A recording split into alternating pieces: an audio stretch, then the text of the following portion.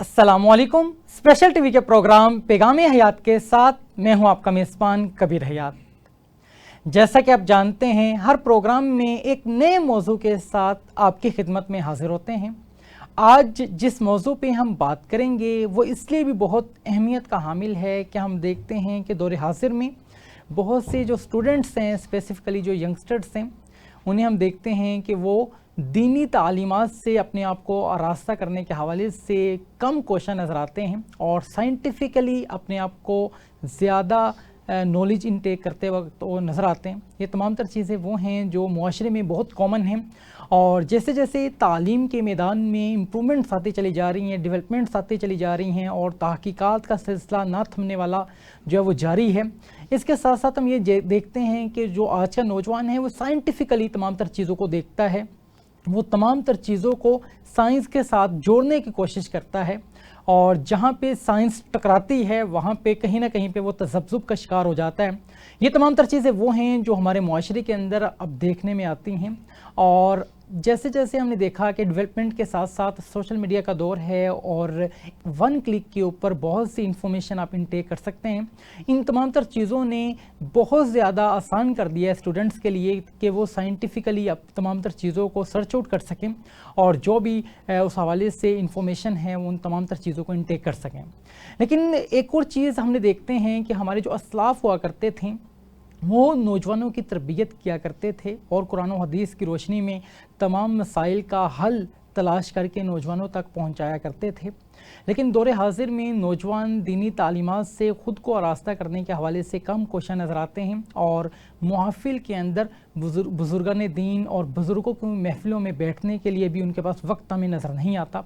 ज़्यादातर वक्त जो है वो सोशल मीडिया के ऊपर कंज्यूम कर देते हैं, जिसकी वजह से हम देखते हैं कि वो कहीं ना कहीं पे बहुत से तज़ब्ज़ुब में हमें दिखाई देते हैं और बहुत से जो कॉन्सेप्ट हैं उनके क्लियर नहीं हो पाते हैं, जिसकी वजह से हमारे मुआशरे के अंदर बहुत से प्रॉब्लम्स बढ़ते चले जा रहे हैं और हम देखते हैं कि इखलाकी तौर पे जो मुआशरा है वो पस्ती का शिकार है और हम किसी को सुनने के लिए तैयार नहीं हैं। हम चाहते हैं कि जो हम सुनना चाहते हैं अगर वही हमारे सामने प्रेजेंट किया जाए तो इट्स ओके, अगर अदरवाइज़ जो है वो हम अदम बर्दाश्त की वजह से तमाम तर चीज़ों को नहीं कर पाते हैं। तो आज का मौजू बहुत ख़ास है। आज हम रिलेट करेंगे कुरान करीम के अंदर जो तमाम तर चीज़ें मौजूद हैं। यकीनन साइंस ने कुरान ही से इस्तिफ़ादा हासिल करते हुए बहुत सी रिसर्चेस की और आज मॉडर्न साइंस की अगर हम बात करें तो बहुत सी चीज़ें हमारे सामने आया हैं जो साइंस भी वही बात कहती है और कुरान भी वही बात कहता है। मेडिकल साइंस के अंदर इस हवाले से बहुत सी चीज़ें ऐसी मौजूद हैं। तो ये तमाम तर चीज़ें यकीनन वक्त के साथ इसमें इम्प्रूवमेंट आती चली जा रही है। साइंस को हम कुरान की रोशनी में आज एड्रेस करने की कोशिश करेंगे। हमारे दरमियान जो मेहमान मौजूद हैं किसी तारुफ के मोहताज नहीं, डिफरेंट प्लेटफॉर्म्स पे आपको हम देखते हैं बहुत मुदल्लल और जामे अंदाज में आप गुफ्तगू करते हैं और आप स्टूडेंट्स को, यंगस्टर्स को अपने साथ इंगेज रखते हैं, उनकी तालीमात के अंदर इजाफा करते नज़र आते हैं और मॉडर्न साइंस से उनको आरास्ता करते नज़र आते हैं और इसी के साथ साथ कुरानी तालीमात से भी आपने अपने आप को आरास्ता किया और कुरान से भी आप इस्तिफ़ादा हासिल करते हैं और कुरान और हदीस की रोशनी में तमाम तर चीज़ों को एड्रेस करने की कोशिश करते हैं। बिला ताख़ीर मैं मेहमान की तरफ बढ़ना चाहूँगा। हमारे दरमियान मौजूद हैं डॉक्टर मोहम्मद तैयब सिद्दीकी। मैं इंतहाई मशकूर हूँ आप हमारे प्रोग्राम का हिस्सा बने। Thank you so much for the invitation. Most welcome, आज आपने हमें ज्वाइन किया। आगाज़ में मैं आपसे ये जानना चाहूँगा कि हम देखते हैं कि हमारे मुआशरे के अंदर एक अलमिया है कि बहुत से जो स्टूडेंट्स हैं, जो इस्लामिक स्कॉलर्स हैं, उनको सेटिस्फाइड नहीं कर पाते। मॉडर्न उनके क्वेश्चंस होते हैं और इस वजह से जब वो क्वेश्चंस करते हैं तो उस अंदाज में उनको आंसर नहीं मिल पाता इस्लामिक स्कॉलर से, जिसकी वजह से कहीं ना कहीं पे हम देखते हैं कि उलमा कराम और नौजवानों में जो गैप है वो बढ़ता चला जा रहा है। इसकी वजूहत क्या है?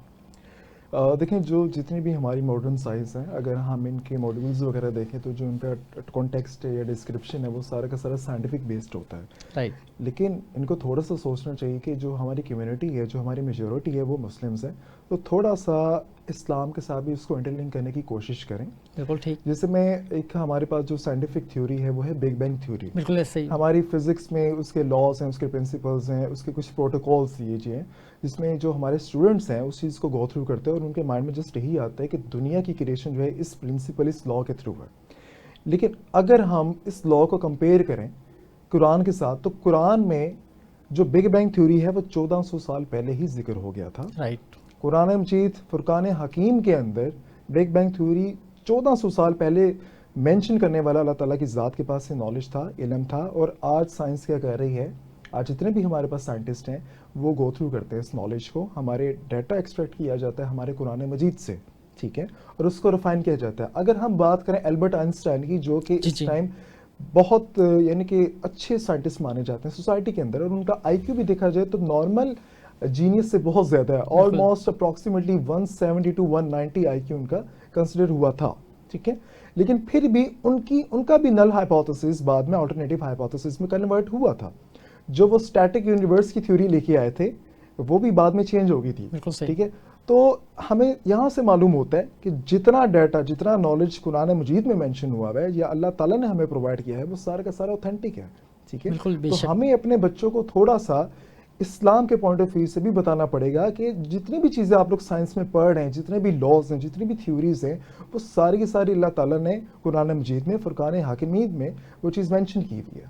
بہت اہم بات کی آپ نے. اور آج کا جو نوجوان ہے وہ قرآنی تعلیمات سے مکمل طور پہ خود کو آراستہ نہیں کرتا اور دنیاوی تعلیم کے اندر زیادہ فوکس کرتا دکھائی دیتا ہے، اور پھر دنیاوی تعلیم کے اندر جو سائنسی نکات کو وہ ازبر کرتا ہے یا اس کے سامنے آتے ہیں، انہی کو وہ ریئلٹی سمجھتا ہے. اور اب ہم یہ بھی دیکھتے ہیں کہ جو چیز سائنٹیفکلی پروف نہیں ہے ہم اس کو ماننے سے انکار کرتے ہیں، یا بہت سے لوگ تذبذب میں ہوتے ہیں اس چیز کو ماننے کے حوالے سے. اس کی وجوہات کیا ہیں؟ دیکھیں، سائنس بیسیکلی جسٹ ایک آبزرویشنز ہیں، ٹھیک ہے، لیکن ہمارا پرسیپشن یہ ہے کہ جو چیز سائنٹیفک بیس نہیں ہے ہم اس چیز کو ماننے سے ڈینائی کر دیتے ہیں، ٹھیک ہے. لیکن ہمیں تھوڑا سا اپنے مائنڈ کو یوز کرنا پڑے گا. یہاں پہ ہمیں سائنس کے ساتھ تھوڑا سا مطالعہ کرنا پڑے گا اپنے قرآن مجید کا، ٹھیک ہے. جیسے اگر ہم میڈیکل سائنس کی جو آپ نے یہاں پہ بات کی، اگر ہم میڈیکل سائنسز کی بات کریں تو گیسٹیشن پیریڈ، ایمبریولوجی کا ذکر ہوا ہے ہماری میڈیکل بکس کے اندر، بالکل ایسے. لیکن قرآن مجید میں ایمبریولوجی بہت پہلے سے ہی چیز مینشن ہو گئی تھی، 1400 سال پہلے. تو ہمارا جتنا بھی سائنٹیفک ڈیٹا ہے وہ سارا کا سارا ایکسٹریکٹ کیا جاتا ہے ہمارے قرآن مجید سے. لیکن کچھ چیزیں ایسی ہوتی ہیں جس میں ہم انٹرلنک کرنا بھول جاتے ہیں اور بچہ سمجھتا ہے کہ صرف سائنٹیفک چیزیں ہی یہاں پہ رائے کر رہی ہیں سوسائٹی میں. تو اس چیز پر ٹرسٹ کرنا ایک نیو انڈیویجول کے اسٹوڈنٹ کے لیے کافی زیادہ مشکل ہوتا ہے. اچھا، ایک اور چیز ہے، دور حاضر میں ہم دیکھتے ہیں کہ جو یونیورسٹی کی ایجوکیشن ہے اس کو ہر انسان اویل کرنا چاہتا ہے تاکہ پروفیشنلی وہ اپنے آپ کو گرو کر سکے. اب وہاں پہ جو ہمارے ایجوکیٹرز ہیں وہ کس انداز میں خود کو ڈیولپ کریں تاکہ وہ قرآن کو ریلیٹ کر سکیں آج کی جو تھیوریز ہیں یا آج کی جو ریسرچز ہیں ان کے ساتھ؟ دیکھیں، میجورٹی جو ہماری اسٹڈیز ہوتی ہیں ہائر ایجوکیشن کی وہ ساری کی ساری سائنٹیفک بیسڈ ہوتی ہے امریکن ایسوسیشن کے. بالکل ایسے. ہماری ایسج کوئی انوینشن وغیرہ نہیں ہے. جیسے اگر ہم نیوٹریشن سائنسز کی بات کر لیں یا فزکس کے لاء کی بات کر لیں، وہ سارے کے سارے سوری ٹو سے پاکستان بیسڈ نہیں ہیں، وہ سارے کے سارے امریکن بیسڈ ہیں. تو ان کے موڈیولز اس طرح کے ہوتے ہیں کہ جس میں ہم قرآن کو اس کے ساتھ انٹرلنک کرنا بھول جاتے ہیں. تو میرے خیال میں پاکستان کی گورنمنٹ کو، پاکستان کی جو ایجوکیشن منسٹری ہے، ان کو تھوڑا سا سوچنا چاہیے کہ آنے والی جو جنریشن ہے اگر وہ مطالعہ دونوں چیزوں کو کرے گی تو وہ کتنا زیادہ بینیفیشل ہو سکتا ہے ہماری سوسائٹی کے لیے. تو میرے خیال میں ہماری جو ایجوکیشن منسٹری ہے ان کو اس پہ تھوڑا سا فوکس کرنے کی ضرورت ہے. مینس کے کریکولم کو دوبارہ سے تھوڑا سا ریوائز کر کے قرآن کے جو اقدامات ہیں یا ان کی جو بکس ہیں ان کے ساتھ تھوڑا سا انٹرلنک کر لیں، لنک کیا جا سکتا ہے. بالکل ایسا ہی ہے. فردر ہم ایک اور چیز دیکھتے ہیں، بہت یہ خوشی ہوتی ہے یہ چیز دیکھتے ہوئے. اگر ہم سوشل میڈیا کی بات کریں یا کرنٹلی ہم دیکھتے ہیں کہ بہت سے جو وہ لوگ جو ڈاکٹرز ہیں، انجینئرز ہیں، اب وہ اسلام کی پریچنگ کرتے نظر آتے ہیں. انہوں نے اسلام کو سیکھا اور اس سے قبل جو ہے وہ ان کی پروفیشنل ڈگری جو ہے وہ یا انجینئرنگ میں تھی، یا وہ ڈاکٹر ہیں، یا وہ پروفیشنل ہیں، یا وہ آپ کہہ رہے ہیں بزنس اسٹڈیز کے اندر ان کی ڈگریز ہیں. تو اب وہ لوگ جب چیزوں کو ایڈریس کرتے ہیں تو ان کی جو اٹینشن ہے وہ ہم دیکھتے ہیں کہ جو اسٹوڈنٹس ہیں ان کو لسن بھی کرنا چاہتے ہیں اور ان کو ایڈمائر بھی کرتے ہیں.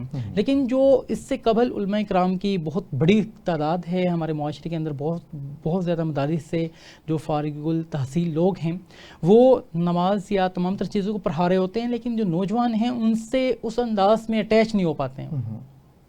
دیکھیں، وہی بات آ جاتی ہے یہاں پہ تھوڑا سا نا ایجوکیشن پرائرٹی کی بات آ جاتی ہے. اگر میں ڈاکٹر ہوں تو میں آبویسلی پریفر کروں گا کسی ڈاکٹر اسکالر کو، ٹھیک ہے. یہ ہر ایک کی پرسیپشن پہ ڈپینڈ کر رہا ہوتا ہے.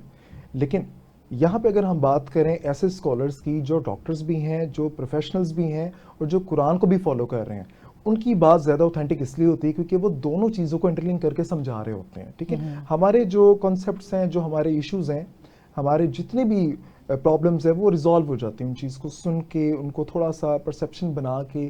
تو میرے خیال میں ان کا ڈیلیور میتھڈ تھوڑا سا آفیشیل ہے, تھوڑا سا پرفیکشن ہے اس چیز میں. اور یہ یقیناً بہت مینڈیٹری ہے آج کے دور میں, تاکہ نوجوانوں کے ساتھ آپ انگیج رہیں اور ان کی تربیت کے اندر آپ جو ہے اپنا وقت کنزیوم کر سکیں اور ان کی تمام جو معاملات ہیں ان کو ایڈریس کیا جا سکے. فردر ایک اور چیز ہے, ہم دیکھتے ہیں کہ ہمارے معاشرے میں سوشل میڈیا کا بہت زیادہ یوز ہے. وہاں پہ تمام ہی لوگ کنٹینٹ کریٹرز جو ہیں وہ ہر طرح کا کنٹینٹ وہاں پہ اپلوڈ کرتے ہیں. تو اب یہ بھی ایک ایشو ہے بہت سے لوگوں کے ساتھ کہ کس کو سنا جائے, کون اتھینٹک ہے کون نہیں ہے. دیکھیں اللہ تعالیٰ نے کہ آپ کو ایک شعور دیا ہے, ایک مائنڈ سیٹ دیا ہے اچھے برے میں ڈفرینشیٹ کرنے کے لیے. کوئی بندہ آپ کو ایک نیگیٹو چیز بتانے کی کوشش کر رہا ہے تو وہاں پہ تھوڑا سا آپ کو انالیسس کرنا پڑے گا کہ یہ چیز میرے لیے بینیفیشیل ہے یا نہیں ہے. تو اس کے انالیسس کرنے کے لیے آپ کا ایک اوتھینٹک آئی کیو ہونا چاہیے, آپ کے پاس ایک نالج ہونا چاہیے, آپ کا کچھ ایکسپیرینس ہونا چاہیے, آپ کی جو پریویس اسکولنگ ہے وہ کس بیس پہ بھی, یہ چیز بڑی امپورٹنٹ ہے یہاں پہ. جیسے کہ یہاں پہ اکثر جتنے بھی انڈین کمیونٹی والے ہیں جو نان مسلمز ہیں, ان کا کوشچن ہوتا ہے کہ آپ مسلمز جو ہیں وہ قربانی کر رہے ہوتے ہیں اور یہ اگینسٹ ہے سوسائٹی کے. ٹھیک ہے, ان کی پاپولیشن کم ہو رہی ہے ڈے بائی ڈے, اور آپ لوگ اگر اس کے بغیر دوسری چیزوں کی طرف جائیں گے تو آپ لوگ مریں گے نہیں. ٹھیک ہے, تو ان کا یہ ایک پرسیپشن جو ہے یہ بھی ہماری سوسائٹی کے لیے ایک نیگیٹو پوائنٹ ہے. ہمارے جتنے بھی ینگ جنریشن ہے وہ اس چیز پہ سوچتے ہیں, وہ جب کوشچنس کرتے ہیں اپنے بڑوں سے, اپنی سوسائٹی سے, تو وہ جب ان کو آنسر نہیں کر پاتے تو وہ چیز وہ خود سے ہی پرسیپشن بنا کے اس کو ریزالو کرنے کی کوشش کرتے ہیں. تو یہ چیز تھوڑی سی ڈینجرس ہے. میں سائنٹیفک بیس میں یہ چیز ثابت کر سکتا ہوں کہ جتنی بھی چیزیں اللہ تعالیٰ نے ہمارے پہ فرض کی ہیں اس کا کوئی نہ کوئی ہمارے پہ بینیفیشیل پوائنٹ ہے. بشک ایسے ہی. جیسے میں یہاں پہ بات کر لیتا ہوں, میں 3 کلاسز کی بات کرتا ہوں, کارنیورس کی, ہربیورس کی اور اومنیورس کی. ہم ہیومنز ہیں, اللہ تعالیٰ نے ہمیں انسیزرز بھی پرووائڈ کیے ہیں, مولرز بھی پرووائڈ کیے ہیں تاکہ ہم ویجیٹیبلز بھی کھا سکیں اور میٹ بھی کھا سکیں. ٹھیک ہے, اگر ہم دیکھیں کارنیورس کو, جو شیر ہے, جو جس طرح کی جو بریڈ ہے, وہ اسپیسیفائی ہوتے ہیں صرف وہ میٹ کھا سکتے ہیں. اگر ہم بات کریں ہربیورس کی تو ان کے جو ٹیتھ ہوتے ہیں بہت زیادہ فلیٹ ہوتے ہیں کیونکہ وہ صرف گھاس کھانے کے لیے ہی وہ ڈیزائن کیے جاتے ہیں سارے کے سارے ان کی جی آئی ٹی سسٹم. اگر ہم بات کریں انسانوں کی تو اللہ تعالیٰ نے ہمیں انسیزرز, مولرز اس لیے پرووائڈ کیے تاکہ ہم گوشت بھی کھائیں اور ویجیٹیبلز بھی کھا سکیں. لیکن اگر اس پہ بھی کسی کا کوشچن ہوتا ہے کہ یہ چیز اتنی کو اوتھینٹک نہیں ہے, تو میں جسٹ آپ سے کوشچن کر سکتا ہوں کہ ہم نے سائنس میں چیز پڑھی ہوئی ہے. سائنس آج یہ کہتی ہے کہ جو اسینشل امائنو ایسڈز ہیں ہماری باڈی اس کو پروڈیوس نہیں کرتی, سنتھسائز نہیں کرتی, ہمیں باہر سے وہ لینا پڑتا ہے, بیف سے, مٹن سے, چکن سے. تو اٹ مینس کہ ہمارے لیے وہ بہت زیادہ بینیفیشیل ہے. آج سائنس اس چیز پہ اتفاق کرتی ہے. بہت اہم آپ نے یہاں پہ نقطہ ریز کیا, اور یہ تمام تر چیزیں وہ ہیں جو ڈیلی بیسس کے اوپر اس طرح کے کویسچن سننے کو ملتے ہیں, اور نوجوانوں کے اندر اس طرح کے ڈسکشنز ہم دیکھتے ہیں کہ وہ ان تمام تر چیزوں کو دیکھ رہے ہوتے ہیں. اچھا, آج کا جو نوجوان ہے, پہلے یہ ہوا کرتا تھا کہ ریسرچ کیا کرتے تھے, بک ریڈنگ کیا کرتے تھے, تمام تر چیزیں تھیں. لیکن آج کا جو نوجوان ہے وہ اس انداز میں بک ریڈنگ خود تو نہیں کرتا, لیکن اس کے ذہن میں جو سوالات ہیں وہ سوالات ہی رہ جاتے ہیں, اور اکثر وہ سوالات کے اندر خود ہی جو ہے وہ تذبذب میں رہتا ہے, اس کو اس کے آنسرز نہیں مل پاتے ہیں. تو ایک نوجوان اپنے آپ کو کس انداز میں ڈیزائن کرے اپنی روٹین کو, تاکہ ان کویسچنز کے آنسر کو وہ انٹیک کر سکے یا اس کی ریسرچ خود کر سکے؟ دیکھیں, ہماری سوسائٹی میں نا ایک ریسٹرکشن یہ بھی ہوتی ہے جب ہم کوئی کویسچن کرتے ہیں کسی سے, اپنے پیرنٹس سے, سوسائٹی سے, تو اگر وہ کویسچن اتنا کوئی اوتھینٹک نہیں ہوتا, اگر یعنی کہ پیرنٹس سمجھتے ہیں کہ اس کو اس کا آنسر نہیں دینا, تو اس کو وہاں پہ روک دیتے ہیں, ایک کویسچن مارک وہاں پہ آ جاتا ہے, بچے کو شٹ اپ کال دے دی جاتی ہے. تو بچہ جو ہے وہ آپس میں ہی اس چیز کو ڈیسائیڈ کر رہا ہوتا ہے کہ میں نے اس کو کنکلوڈ کیسے کرنا ہے, اس کو پرسیپشن کیسے بنانا ہے. لیٹ سپوز آپ مجھ سے کویسچن کرتے ہیں کہ اس موبائل فون کی اسپیسیفکیشن کیا ہے, اور میں اگر بیزی میں نہیں بتانا چاہ رہا, تو میں آپ کو کہوں گا کہ نہیں, آپ بچے ہیں, آپ کو چیز کی ضرورت نہیں ہے. تو بچہ اگر وہ اسٹوڈنٹ ہو یا بچہ ہو, کوئی فیملی ممبر, اگر وہ کہیں اور سے ڈاٹا لینے کی کوشش کرے گا, کسی ویب سائٹ سے لینے کی کوشش کرے گا, میں جسٹ موبائل کی ایگزامپل دے رہا ہوں, اگر وہ کسی ایسی ویب سائٹ سے ڈاٹا لینے کی کوشش کرے گا جس کی ڈسکرپشن, جس کا آتھر آفیشیل نہیں ہوگا, تو آبویسلی وہ سارا کا سارا کانٹیکسٹ جو وہ پرسیو کرے گا وہ آفیشیل نہیں ہوگا, اس کے لیے وہ بینیفیشیل نہیں ہے, اور وہ اس چیز کو پھر لیڈ کرے گا.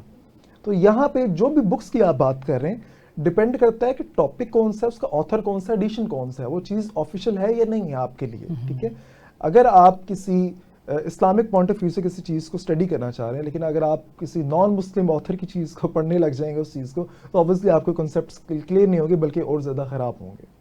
اچھا، ایک اور چیز ہے کہ آج کا جو نوجوان ہے وہ کمپیریٹیو اسٹڈی آف ریلیجن خود بھی کرتا ہے، یا سوشل میڈیا کے اوپر بہت ایکسیس اب آسان ہے کہ آپ کسی بھی ریلیجن کا جو ڈیٹا ہے وہ انٹیک کر سکتے ہیں، یا کسی بھی اسکالر کو آپ لیسن کر سکتے ہیں۔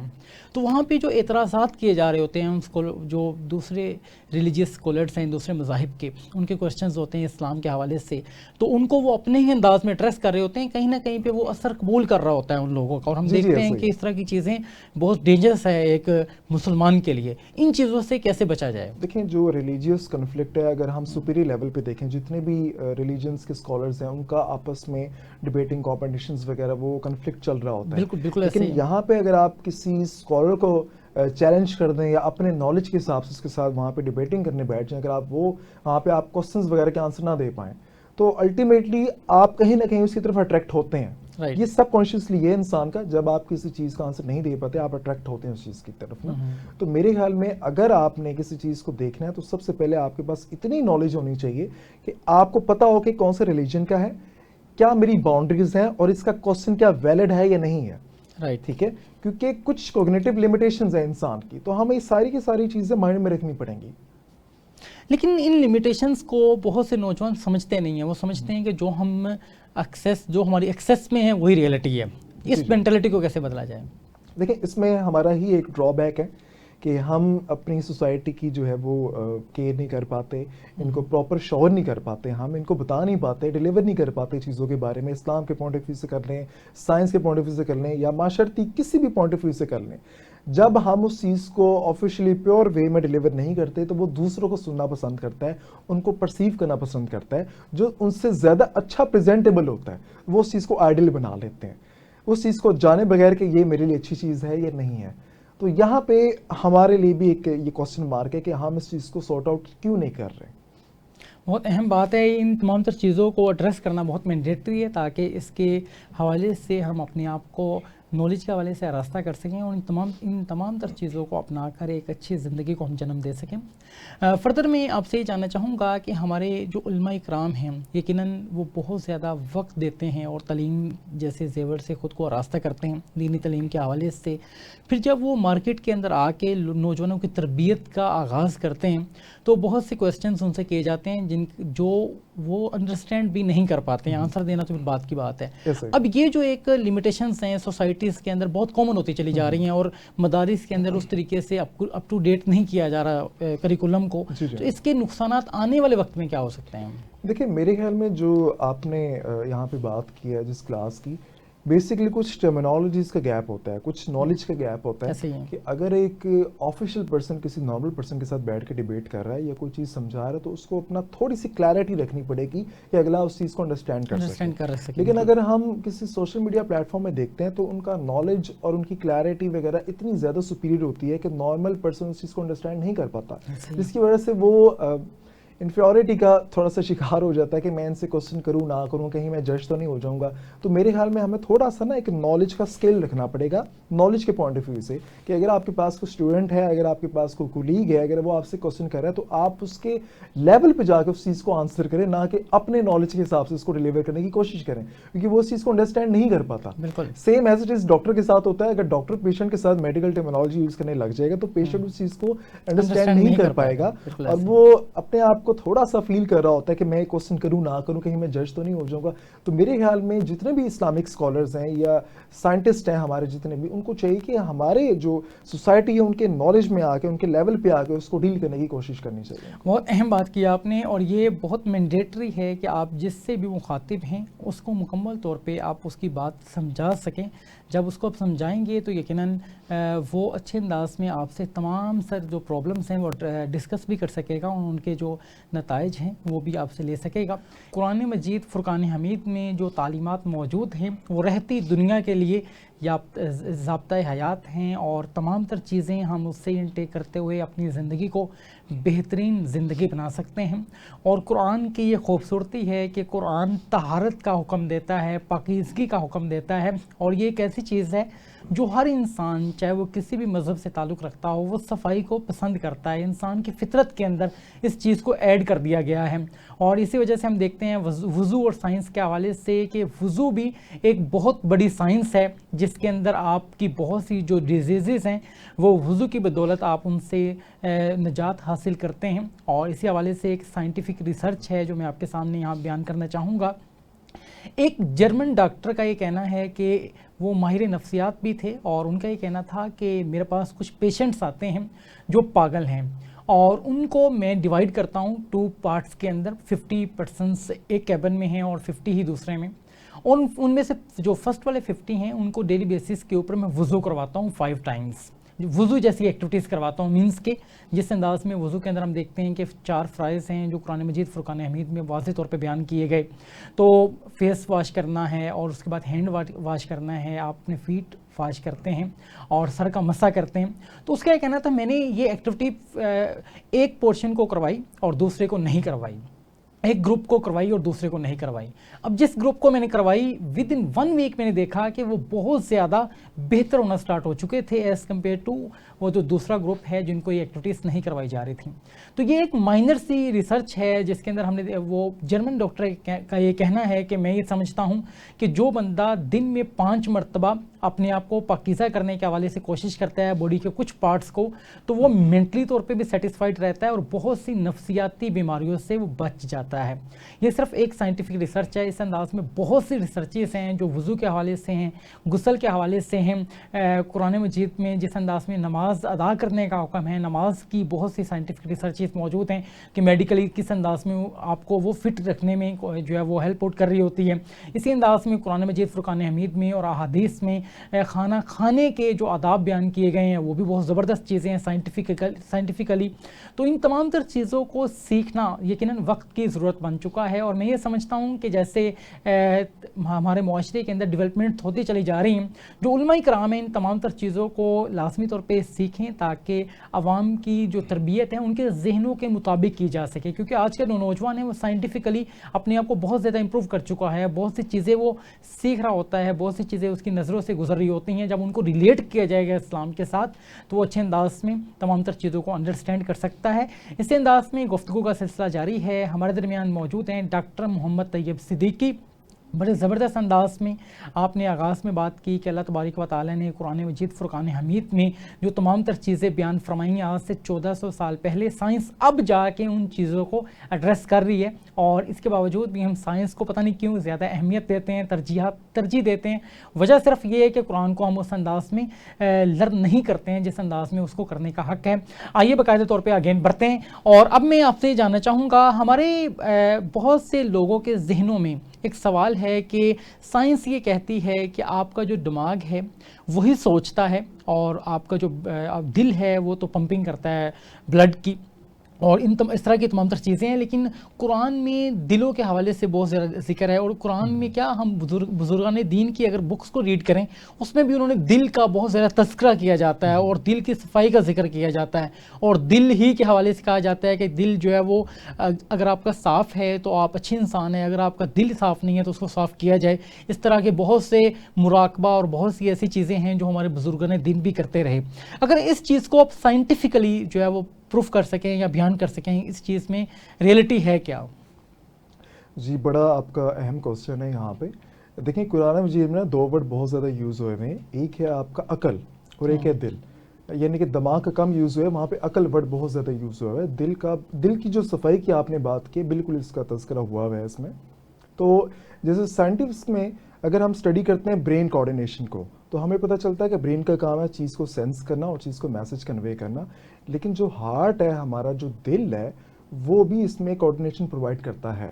جیسے ہارٹ کا کام صرف بلڈ کو پمپ کرنا نہیں ہے، اگر ہم تھوڑا سا اس کی فزیولوجی کو ریڈ آؤٹ کریں تو ہمیں پتہ چلتا ہے کہ ہارٹ کے اوپر 40,000 پلس نرو اینڈنگز ہیں، جس میں کچھ اسپیشلائزڈ ہمارے پاس بیرو ریسیپٹرز ہیں جو کہ نروس کوآرڈینیشن میں ایک امپورٹنٹ رول ادا کرتے ہیں، ٹھیک ہے۔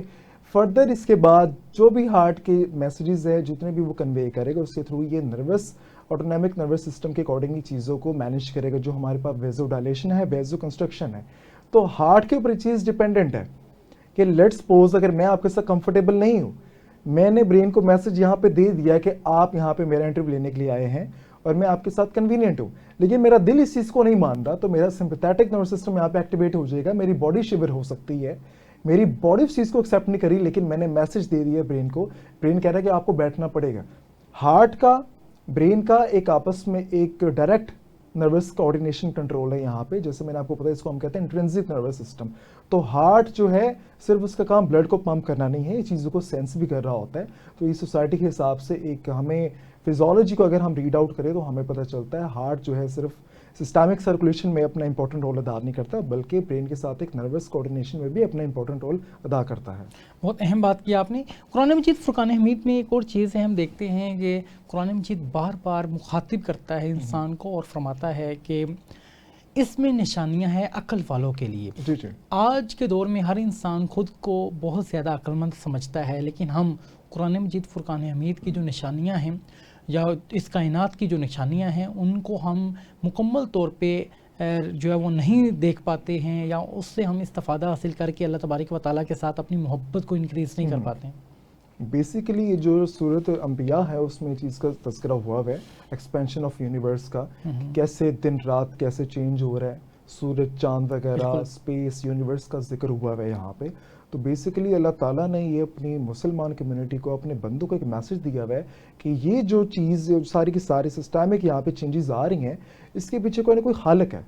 ٹھیک ہے, کیونکہ کوئی بھی چیز اپنی مرضی سے چینج نہیں ہو سکتی. ٹھیک ہے, یہ موبائل فون یہاں پہ پڑا ہے, جب تک میں اس کو ہلاؤں گا نہیں, ہلے گا نہیں. تو اتنی بڑی کائنات یونیورس جو ہے, اگر ہم اپنی ارتھ کی گریوٹی کو دیکھیں, سولر سسٹم کی گریوٹی کو دیکھیں, یہاں پہ اسپیس کی اومنیورس کو اسٹڈی کریں یہاں پہ, تو ہمیں پتہ چلتا ہے ایک ایک چیز کے لیے پیچھے اس کی پراپر جاب ڈسکرپشن اللہ نے ڈیزائن کی ہوئی ہے. ٹھیک ہے, تو ہمیں یہاں سے معلوم ہوتا ہے کہ اللہ تعالیٰ نے عقل والوں کے لیے یہاں پہ نشانیاں رکھی ہیں, جس کو ہم دیکھ کے ہمیں پتہ چلے کہ اللہ تعالیٰ کتنا بڑا خالق ہے, کتنا بڑا مالک ہے.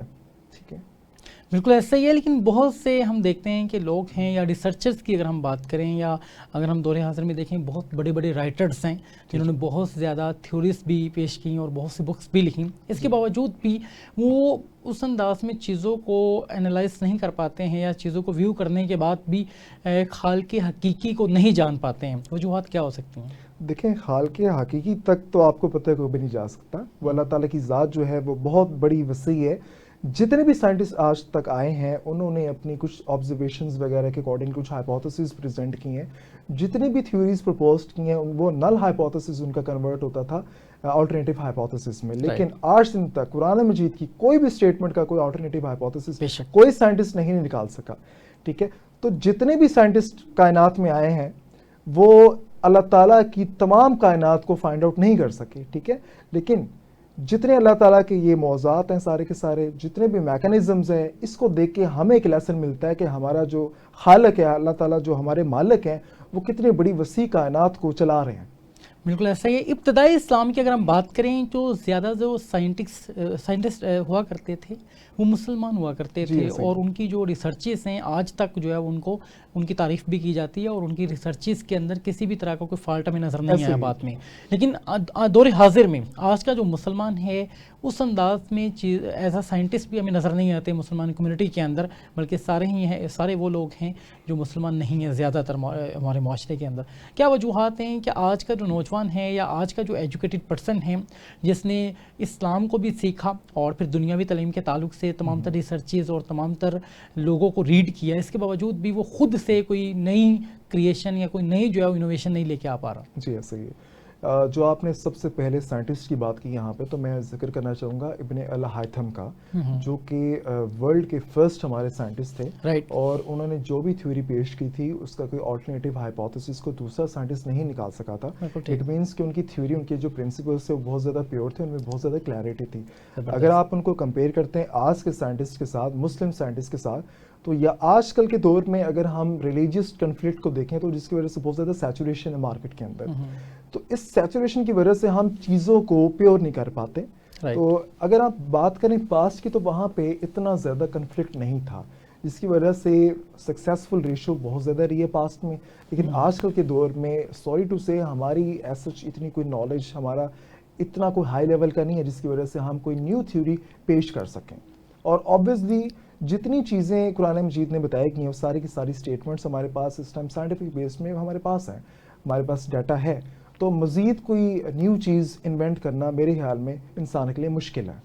اچھا تو یہ بہت سے لوگ ہیں جو اس حوالے سے جاننا چاہ رہے ہیں کہ فاسٹنگ جو کہ قرآن مجید فرقان حمید میں جس کا ذکر ہے, اور پھر ایک ایسا مہینہ ہمیں عطا کیا گیا مسلمانوں کو کہ ہم پورا وہ فاسٹنگ کا مہینہ ہوتا ہے.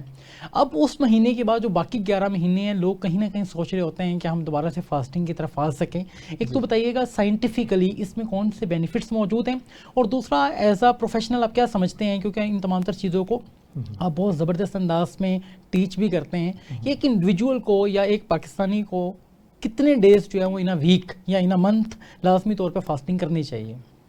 جی آپ نے فاسٹنگ کا یہاں پہ ذکر کیا, بہت امپورٹنٹ کوشچن ہے آج کا, اس پہ کافی ریسرچز ہو چکی ہیں. جی جی. اور اگر ہم فاسٹنگ کو دیکھیں تو اللہ تعالیٰ نے مسلمانوں پہ یہ فرض کی ہوئی ہے, اور ہم رمضان والے جو روزے ہیں وہ ہمارے پہ فرض کیے گئے اللہ تعالیٰ نے. دیکھیں اس فرض کرنے کے پیچھے کی ریزن کو سمجھتے ہیں یہاں پہ سائنس کے اکارڈنگلی. جو فاسٹنگ ہے اس کا ہمارے سسٹمک سرکولیشن میں ایک امپورٹنٹ رول ہے ہماری پیوریفیکیشن کا. ٹھیک ہے, جتنے بھی ہمارے ٹاکسنس ہیں ہمارے سیلز کے, ہمارے آرگنس کے, ہمارے ٹیشوز کے, ہمارے مالیکولر لیول کے, یہ سارے کے سارے ٹاکسنس ریلیز ہوتے ہیں, اور اس سارے کے سارے فاسٹنگ کے تھرو کیا ہوتے ہیں باڈی سے ختم ہو رہے ہوتے ہیں. ٹھیک ہے, فیگوسائٹوسس ہوتی ہے جس کے تھرو انگلمنٹ ہوتی ہیں سارے مالیکولس کی, جس کی وجہ سے ہمیں پتہ چلتا ہے کہ ہمیں ایک سال کے اندر 30 to 50 ڈیز کے جو ہیں ہمیں روزے رکھنے چاہیے. منیمم کی رینج اللہ تعالیٰ نے ہم پہ فرض کر دی ہے 30 ڈیز کی. کہ اللہ تعالیٰ نے جو بھی چیز ہم پہ فرض کی ہوئی ہے اس کا کوئی نہ کوئی سائنٹیفک ریزن ہے ہماری باڈی میں. تو جو بندہ فاسٹنگ نہیں کر رہا اور ڈیلی بیسس پہ کھانا کھا رہا ہے اور باڈی کو ریسٹ نہیں دے رہا, ہم اپنے گیسٹرو انٹسٹائنل ٹریکٹ سسٹم کو جب ریسٹ نہیں دیتے تو بہت زیادہ ایسیڈیٹی ہو جاتی ہے. ٹھیک ہے, ہمیں یہاں پہ جب ہم ان کو ریسٹنگ فیس میں لے کے جاتے ہیں تو پیوریفیکیشن کے ساتھ ساتھ جتنے بھی ٹاکسنس ہیں ریموو ہوتے ہیں, لیکن ہمارا جو جی آئی ٹی ٹریک سسٹم ہے جس میں ایسڈ بہت زیادہ ہوتا ہے وہ بھی تھوڑا نیوٹرلائز ہو رہا ہوتا ہے. تو باڈی میں ساری کی ساری چیزیں نارملائز ہوتی ہے فاسٹنگ میں. تو اسی لیے اللہ تعالیٰ نے جو رمضان کے ہمارے جو سارے کے سارے روزے ہیں اللہ تعالیٰ نے ہم پہ فرض کیے ہیں, اور یہ ہمارے لیے بہت زیادہ بینیفیشیل ہیں سائنس کے بھی پوائنٹ آف ویو سے. زبردست. اور اگر ہم گہرے رمضان کی بات کریں, 11 مہینے مزید بھی ہوا کرتے ہیں, اس کے اندر ہم ایک منتھ کے اندر کتنے دن فاسٹنگ ایک انسان کو کر لینی چاہیے تاکہ وہ فٹ بھی رہے اور نفلی روزے بھی ہو جائیں؟ جی بالکل, آپ کا کوشچن بڑا ویلڈ ہے. یہاں پہ دیکھیں اللہ تعالیٰ نے کچھ روزے فرض کیے ہوئے ہیں اور کچھ جو ہے وہ نفلی عبادت ہے. ٹھیک ہے, نفلی عبادت اس لیے ہے وہ آپشنل اللہ نے رکھی ہوئی آپ کے لیے. اگر آپ کنوینئنٹ ہے آپ کر سکتے ہیں, اگر آپ کو کمفرٹیبل نہیں ہے اس میں آپ اپنی روٹین کی وجہ سے آپ نہ رکھیں, اس کا کوئی گناہ نہیں ہے. بالکل ایسا ہی ہے. فرض اس لیے رکھے گئے ہیں کیونکہ وہ ہمارے لیے بینیفیشیل ہے. میں نے آپ کو سائنٹیفک ریزن بھی بتا دی اس کی. باقی اگر آپ نفلی عبادت کی بات کرتے ہیں تو میں نے آپ کو بتایا صرف روزے کا آپ کی سسٹمک سرکولیشن پہ کوئی رول نہیں ہوتا پازیٹیو, بلکہ آپ کی روحانیت پہ, اسپریچول چیزوں پہ بھی بڑا ایک امپیکٹ پڑ رہا ہوتا ہے. اور میرے خیال میں اگر انسان فرضی کے ساتھ ساتھ تھوڑا سا اپنی نفلی عبادت بھی کر لے تو اس کا اس کے اسپریچول چیزوں پہ بھی فرق پڑ رہا ہوتا ہے. رائٹ, بہت اہم آپ نے بات کی, اور یہ ایسی چیز ہے جو اللہ تبارک و تعالیٰ نے ہمیں عطا فرمائی ہے, اور قرآن مجید میں یقیناً یہ تمام تر چیزیں موجود ہیں کہ فاسٹنگ کا بھی حکم ہمیں دیا گیا, اور اسی انداز میں ہمیں اپنے آپ کو پیوریفائی رکھنے کا حکم دیا گیا کہ اللہ تبارک و تعالیٰ ان لوگوں کو زیادہ پسند فرماتے ہیں جو پاکیزگی کا خیال رکھتے ہیں. سائنٹیفکلی اس میں کیا چیزیں موجود ہیں؟ جی پیوریفیکیشن کا جو آپ نے بڑی یہاں پہ یوز کیا, اگر ہم وضو کی بات کریں, تو ہمیں پتہ چلتا ہے ہم جب 5 ٹائم فرضی نمازوں کا وضو کرتے ہیں تو ہمیں پتہ چلتا ہے جتنے بھی ڈیبلس ہیں, ڈسٹ مالیکیولز ہیں, جتنی بھی چیزیں ہیں ہم اس کو ریموو کر رہے ہوتے ہیں باڈی سے.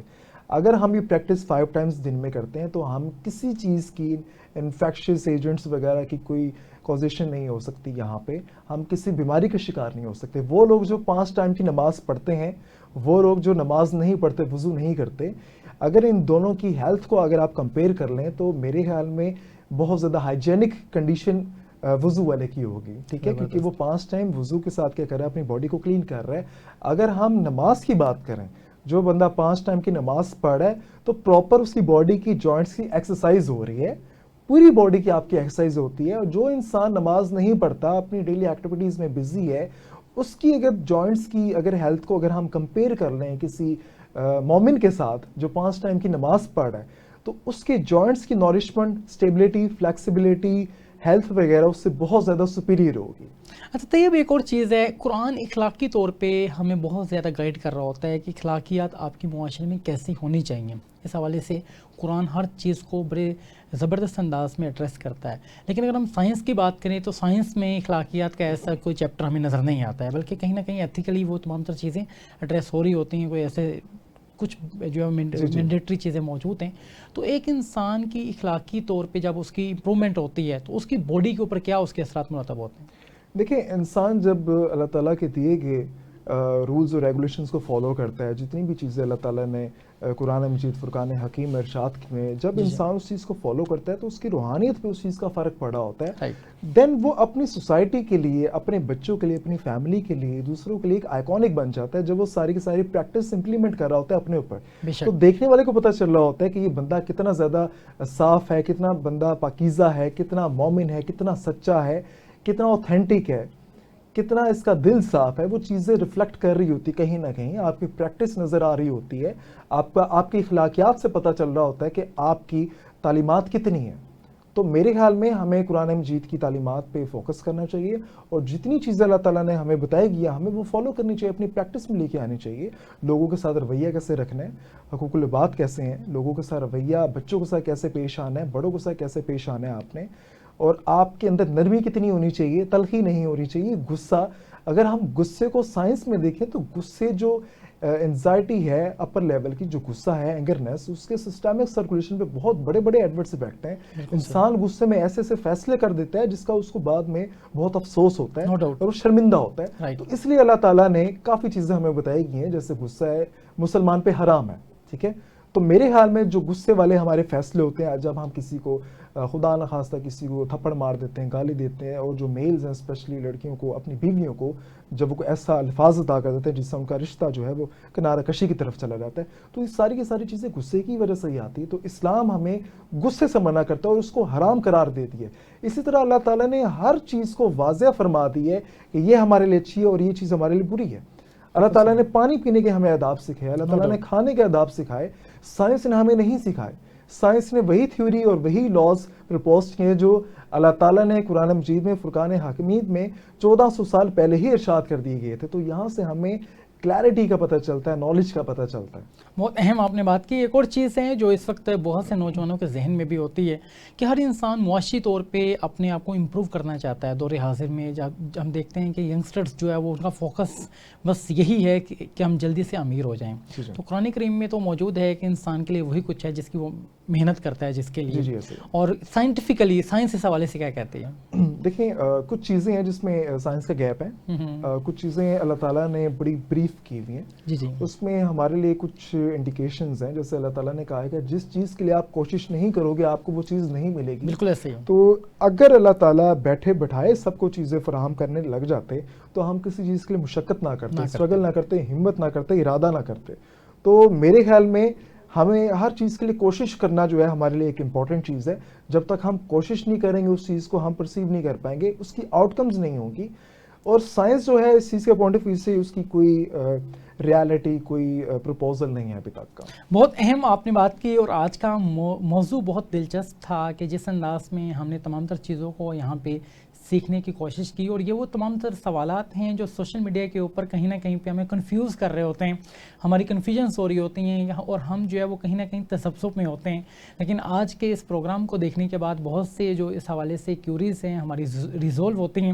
تو لازمی طور پہ آپ ان تمام تر چیزوں سے سیکھیے گا، اور آپ اپنے دوستوں تک بھی یہ پیغام لازمی طور پہ پہنچائیے گا۔ اسی انداز کے پروگرامز لے کر آپ کی خدمت میں حاضر ہوتے رہیں گے۔ لاسٹ میں کوئی پیغام جو آڈینس کے لیے آپ دینا چاہیں؟ جی، میرا میسیج اسپیشلی اسٹوڈنٹس کے لیے ہے کہ آپ لوگ تھوڑا سا قرآن مجید کا مطالعہ کریں، تھوڑا سا انالیسس کریں، تاکہ آپ کو پتہ چلے کہ آپ کی جو دنیاوی روٹین ہے، ڈیلی روٹین کے اندر آپ نے چیزوں کو کیسے سورٹ آؤٹ کرنا ہے، ہر چیز کا مسئلہ، ہر چیز کے رولز اور ریگولیشنز، ہر چیز کے پروٹوکولز، ہر چیز کی مینجمنٹ، گائیڈنس، ڈائریکشن اللہ تعالیٰ نے قرآن مجید میں ارشاد کی ہوئی، تو آپ پلیز اس کو ریڈ آؤٹ کریں۔ تھینک یو سو مچ۔ بہت اہم پیغام دیا آپ نے کہ قرآن مجید فرقان حمید کی تعلیمات سے خود کو آراستہ کیجیے، اور یقیناً قرآن مجید فرقان حمید کی تعلیمات سے جب ہم خود کو آراستہ کرتے ہیں تو ہم اپنی دنیاوی زندگی کو بھی بہترین بنا سکتے ہیں، اور اخروی زندگی کو بھی بہت بہترین بنا سکتے ہیں، اور یقیناً جنت ہمارا مقدر ہوگا اگر ہم ان تمام تر چیزوں کو اچھے انداز میں اپنا سکیں۔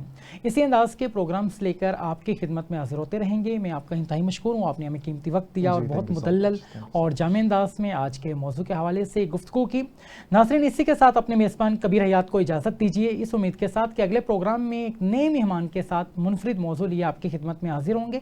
جب تک کے لیے خدا حافظ۔